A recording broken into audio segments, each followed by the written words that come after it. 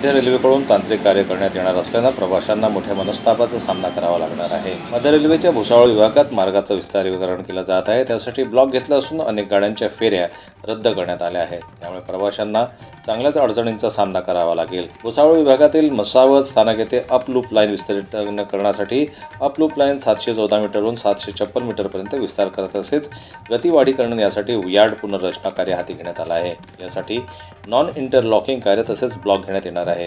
त्याचा काही गाड्यांच्या वाहतुकीवर परिणाम होणार आहे। 23 ते 26 मार्च दरम्यान काही गाड्यांच्या फेऱ्या रद्द राहतील।